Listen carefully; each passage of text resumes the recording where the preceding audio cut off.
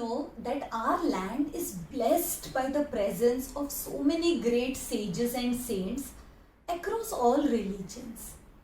And on the occasion of Kabir Jayanti, let us hear the story of this great poet, composer, saint who lived in India in the mid-15th century. It was the year 1398 and there was a poor Muslim weaver couple, Neeru and Neema.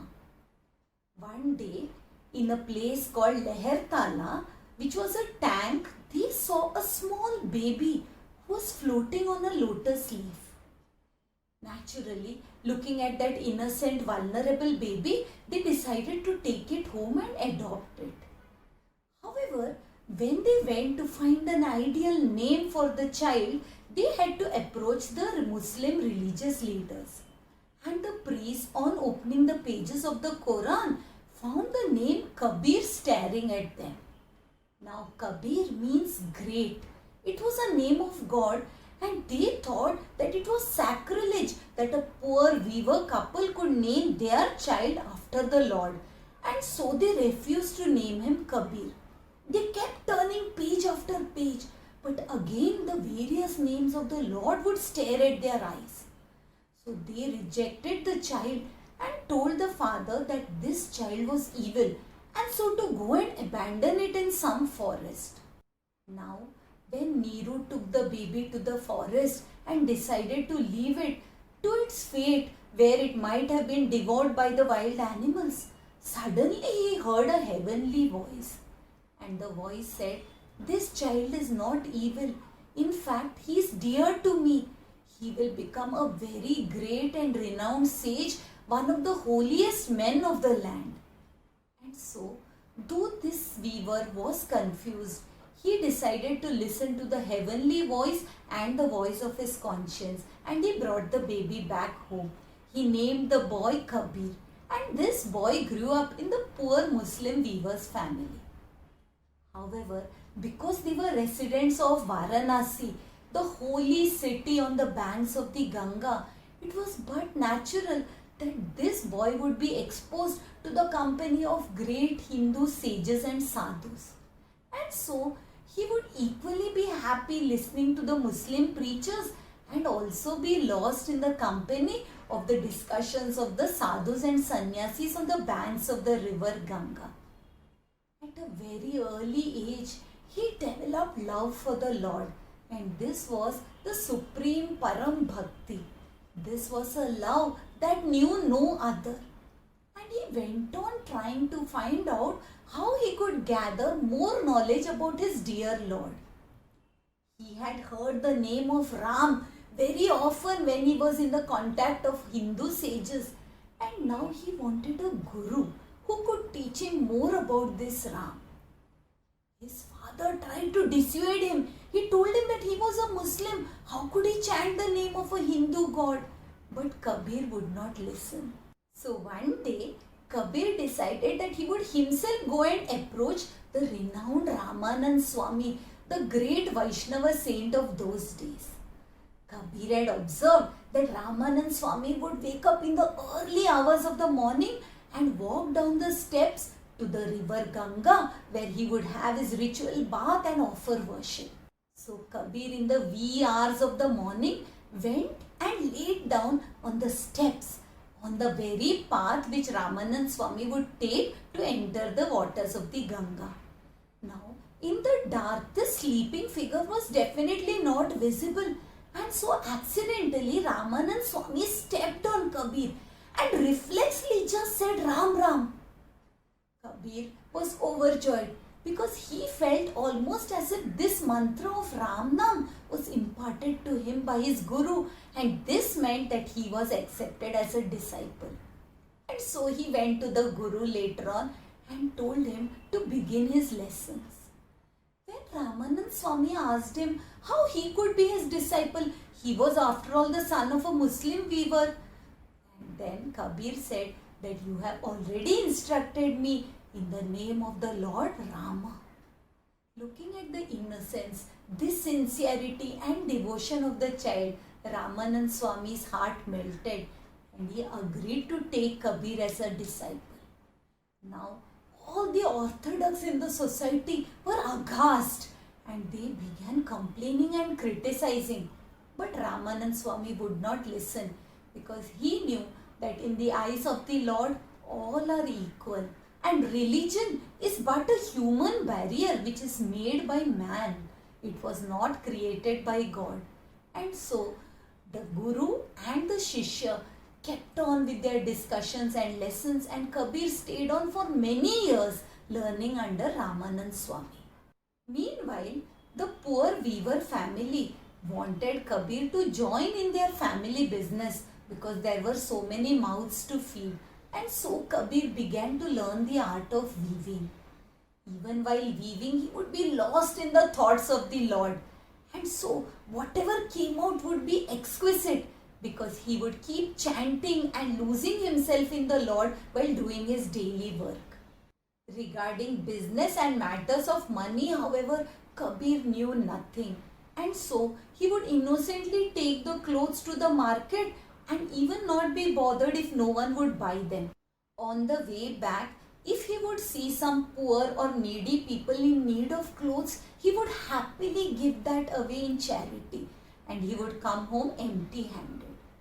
His mother was totally desolate at how they could make their ends meet and how she could feed the family.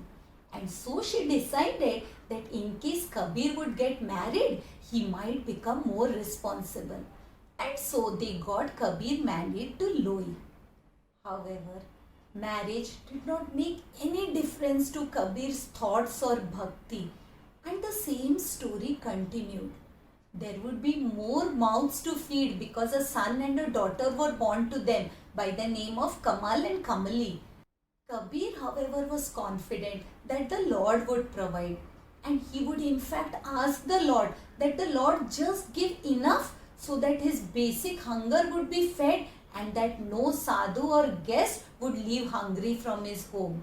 All guests were welcomed and he would even in fact show compassion to a thief who might accidentally enter their house. Kabir was so loving that he could see God in everybody and everything around him. Once, in the dark of the night, a thief entered their house.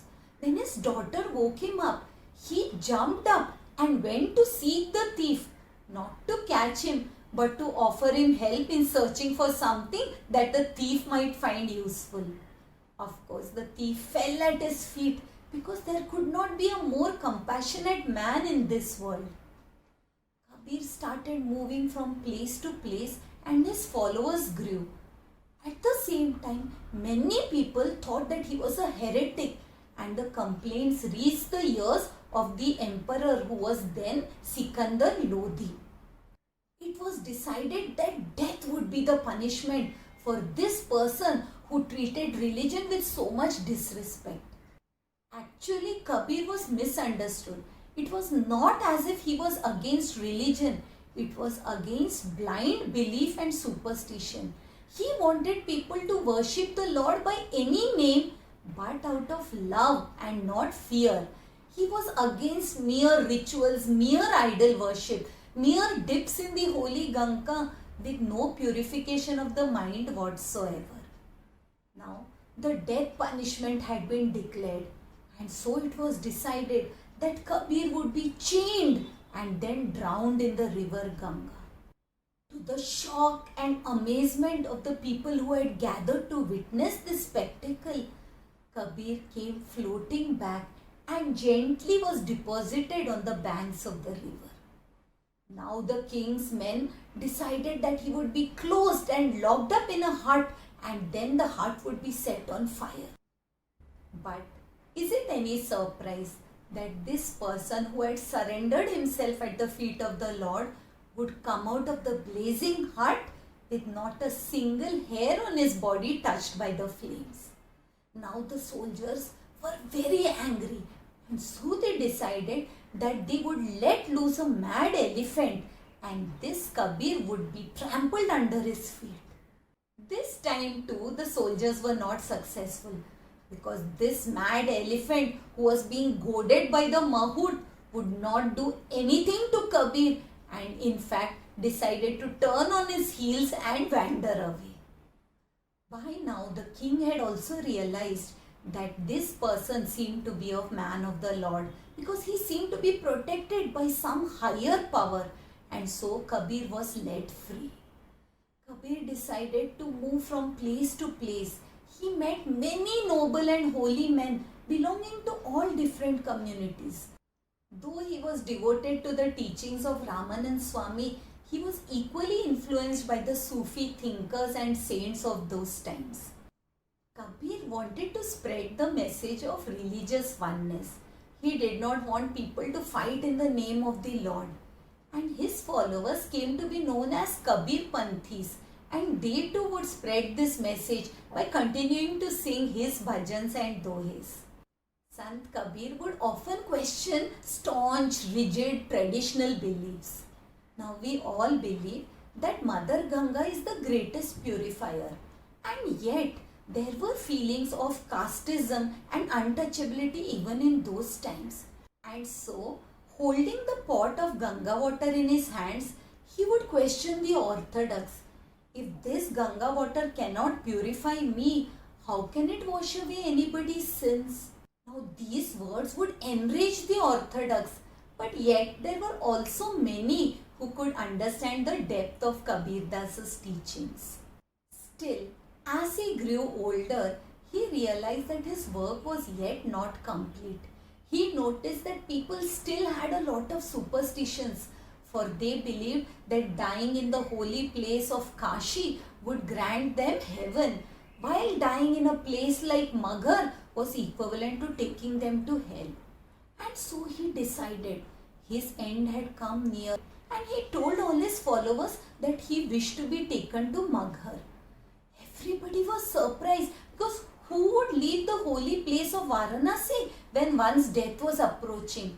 But Kabir was adamant, and so, accompanied by all his disciples and followers, Kabir reached the place of Maghar.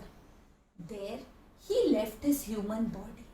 As this great saint Kabir Das left his mortal body, what did their followers do?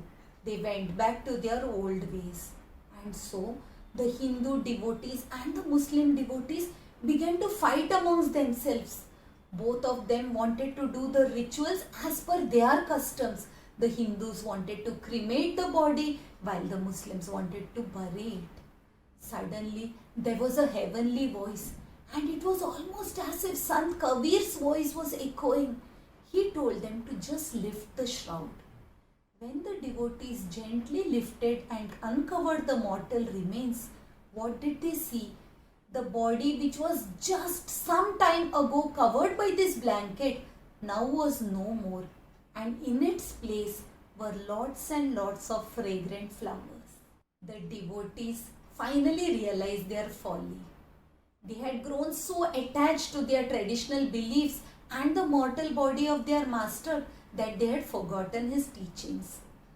With great love and devotion, each of them collected the flowers and then proceeded to do the rituals that their religion commanded them to do.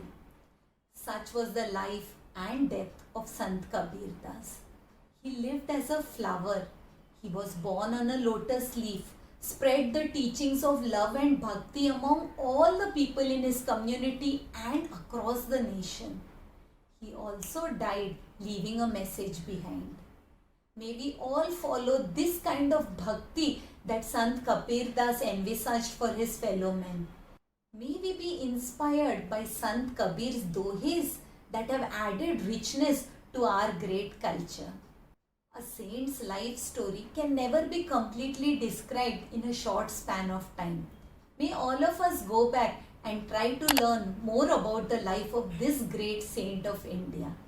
I will be back next week with another story. Hari Om.